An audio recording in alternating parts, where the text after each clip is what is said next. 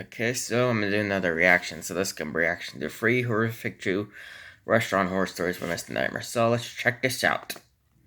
Alright. And I'm starting this in about a minute and 12 seconds into the video. Because, well, that was a sponsorship, so. I always wanted to go Yeah. anyway. I've traveled solo many times in my life and never had any issues. Airbnbs aren't expensive a little outside of the city, and the one I was staying at was very nice and comfortable. It was its own little one-floor house, but the whole inside was very modern and clean. The Friday that I landed, I unpacked at the Airbnb, grabbed dinner, and went to the rooftop venue where the DJ would be performing. The first day and night all went well, and I met some really cool people at the rooftop. James, Ethan, and Jess. Ethan and Jess were dating. James, I guess, was third wheeling on the trip. The next day, I met up with them as they were also on a trip here. We got brunch together, then we checked out some of the sights together, like the Christ Redeemer and Sugarloaf Mountain, and then we hit the beaches. Unfortunately, they had tickets that they had already bought to another show that night, which I couldn't go to. So I was back to my solo ventures, which was fine. I still found things to do. Eventually, when I was hungry, I walked back in the direction of the Airbnb towards the outside of the city. On the way back, I stopped at a restaurant I found. I can speak a little Portuguese, but I'm by no means fluent. So I tried to keep to places where people seemed to speak English while I was alone. The menu on the window had some English writing, so I went inside. This restaurant was kind of small and dark. A lot of the restaurants in the area were expensive, but this one seemed affordable, so I stayed. The dining space was very long and narrow. It wasn't really busy. There were a few people sat further down at a couple tables. Then there was a man seated at a table basically next to mine. He was about 50. I wondered if he was another tourist. He and I were the only two people seated alone in here. The server came over and initially spoke in Portuguese, and I asked in Portuguese if he speaks English, and he said yes. From there on, I ordered in English. I noticed the man at the other table, looking over, watching as I ordered. It was kind of weird. When the Yeah, that server was a little walked weird. away after taking my order, the man said in English with a Portuguese accent that my Portuguese sounded good. I said thank you, and he started talking to me in Portuguese, as if giving me a lesson. I think he thought he was coming off as charming, but it was annoying and creepy. I kept looking down at Yeah. my phone to act distracted, but he'd keep talking to me, both in English and in Portuguese. I'd humor him to be nice and not create awkwardness, and I tried my best to converse with him in Portuguese, as he'd correct my mistakes while trying to speak. The Okay. conversation was basically where I'm from, why I'm here, what I did today, and where I'm staying. I kinda just made up that I'm staying with a friend. What really creeped me out was when he told me how sexy I am when I talk in Oh, Portuguese. goodness. I was hoping he was leaving soon, but a part of me died inside when I saw the waiter bring him his food. Luckily, my food didn't take long. I got some pork stew dish. The man asked how it was. I told him fine. He stopped talking as much now that he was eating, thank God. I ate quickly. When I was done, I hurriedly asked for the check just because I didn't want to converse with this man anymore. The man also asked for the check right after I did, which I found so annoying and strange. He wasn't even done eating. Yeah, the Once I dude wants paid, some. I got The up and dude walked wants out. you. That's The for man said sure. something in Portuguese, but all I said was bye and kept walking. It was dark out now, and the streets were a little less lively. I was walking for a while when I came to an intersection. While waiting to cross, I noticed the man from the restaurant across the street. He was definitely looking at me, but looked away the opposite direction when I noticed him. Maybe he had to walk the same way. It wasn't that unlikely. I Bull continued to crap. walk back. As I was getting closer, I kept turning back just to see if he was still in sight. He wasn't. I arrived to the Airbnb, He's went to probably the front hiding. door, and looked around one more time, and I noticed way down the block that man standing on the corner by the intersection. He was staring in this direction. I felt my heart drop. He was following me. I let myself inside the house and locked the door. Then I closed all the blinds. Now he knew where I was staying. I panicked and called my dad and told him. He told me to just be alert, make sure everything is locked, and to maybe keep a knife by me. It was a Saturday night, and my flight wasn't until late the next day, so I did want to go out. Eventually, I called an Uber to a bar in the downtown area, and I went to a venue having a house music night. I I was there for maybe a couple hours before calling an Uber back to the Airbnb. When I got back, I let myself into the house kind of drunk. I sat down on the couch just to relax for a bit, but I noticed something. I heard the sound of the outside, and then I saw the blinds to one of the windows blowing from the breeze. The window in the kitchen was open. That guy's in the I had house. all the windows shut because the air conditioning was running. I immediately knew to get up and leave the house quickly.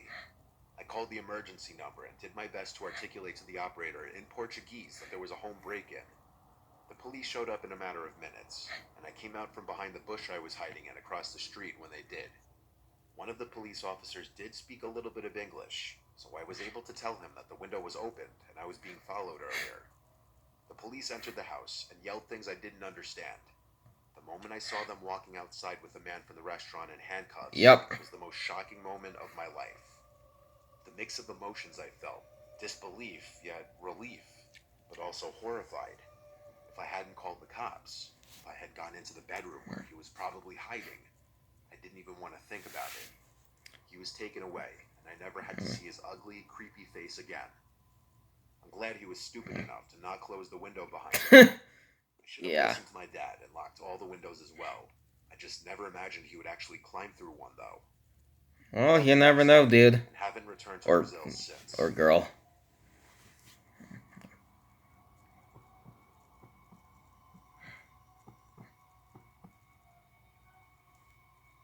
It was the holidays.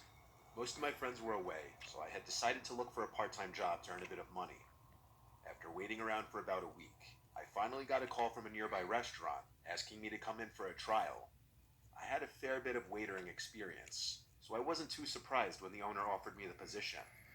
The place had a really creepy atmosphere to it. It was small, dimly lit, and every so often, a terrible smell would circulate through the air.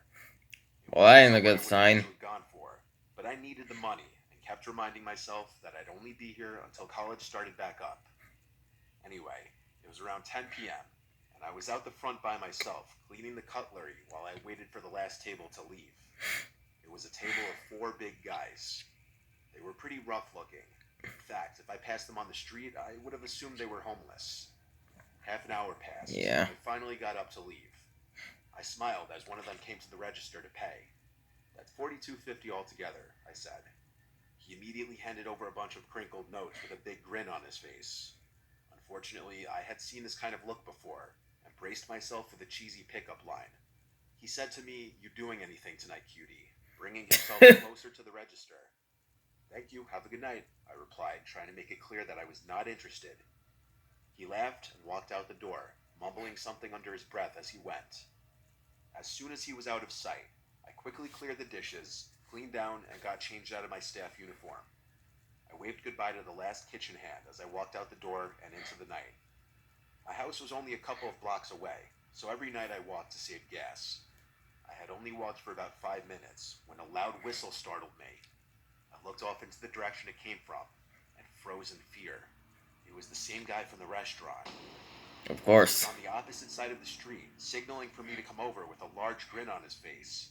I took a pause before my instincts kicked in, and I started to quickly walk away.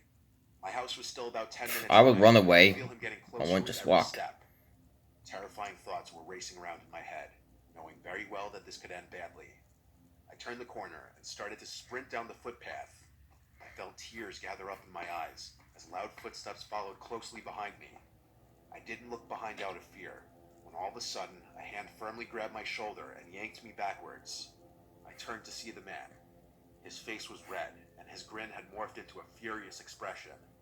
He put his finger up to his lips. "Don't scream or I'll cut you," he whispered.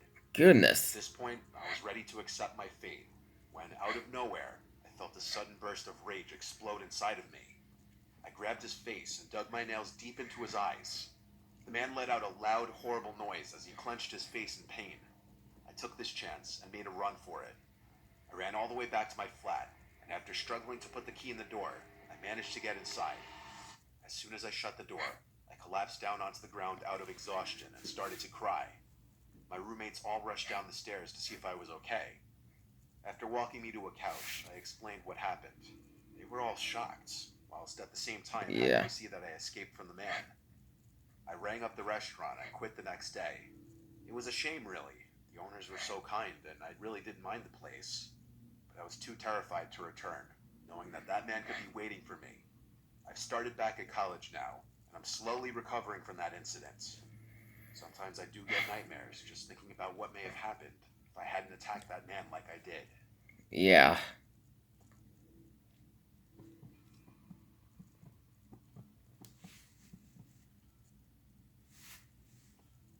I was 19 and strapped for cash, so I temporarily took a second job working as a waitress at a diner.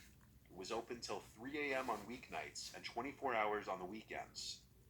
On the weekends, it was always a bunch of drunk kids at night that would come after they left the bars. During the week, most people that came late night were people working overnight shifts or just getting off from work. I would do the overnight shifts twice a week. Anything more than that, I probably would have passed out from a lack of sleep. I'd be the only server past 10 o'clock on the weekdays because there wasn't an abundance of customers, especially at the later hours of the night. One night, a larger man came in alone, around like 1 a.m. There was only one other customer in the restaurant at the time, I believe. I seated him. He started talking to me in a flirtatious way right away. It was always the older, unattractive one that would be the most flirty. I had to deal with it with a smile, though, as I basically was working on tips. He ordered a burger and a milkshake, and he told me his name, Trevor. Trevor would keep Trevor staring Henderson. across the diner as I would be sitting doing things on my phone. He was the only customer left at this point now. He called me by my name over to the table. I went over with a smile, and he asked for the check.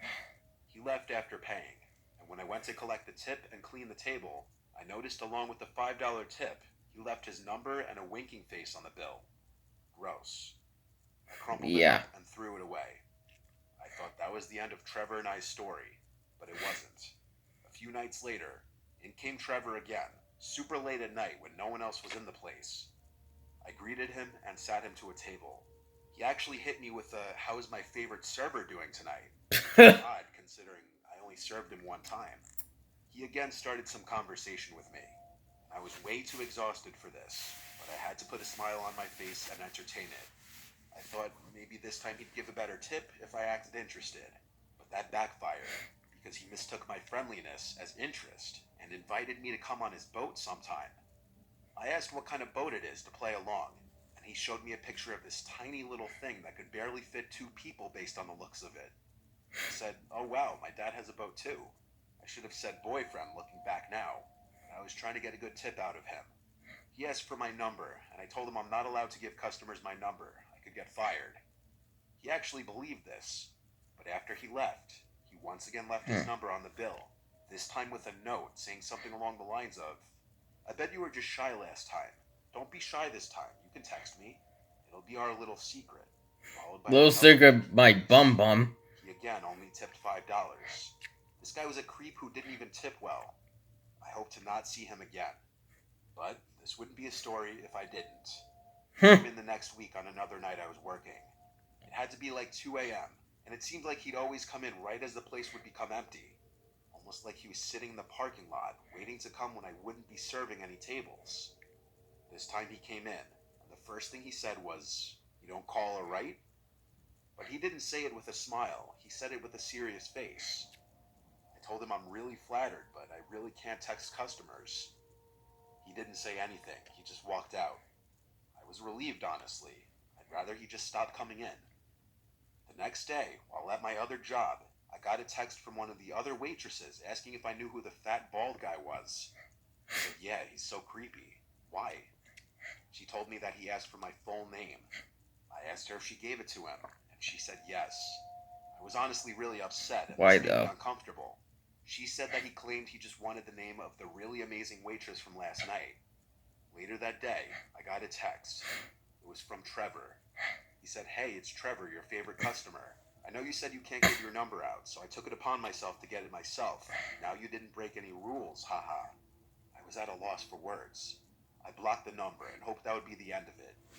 But later that week, after I got off from work, I found an envelope tucked under my windshield wiper. I grabbed it and got in my car. Its contents were disturbing. It was a bunch of pictures of me in the diner, taken from the parking lot. The pictures got more disturbing though. when they started being of my apartment and of me Oh standing on my dear. front deck or unlocking the front door. Most disturbing of all was a picture taken through the front window at night. I drove straight to the police precinct with the photos to report this. These pictures, accompanied with the text I received from him, was damning enough. I stayed at my parents' house that night, and the next day, a detective called that Trevor guy and told him if he continued to contact me, it would be considered harassment and he would be arrested. I Yeah. still quit the job at the restaurant just to be safe. My lease was up the next month, so I moved to a new apartment. I didn't want to have any chance of that man finding me again. He was the first and only true stalker I've ever dealt with in my life. And hopefully the last. So, that's it for my reaction to Free Horrific True Restaurant Horror Stories by Mr. Nightmare. So, hope you all enjoyed the reaction. The link to the original video will be in the description below if you'd like to check it out, and I'll see you guys next time.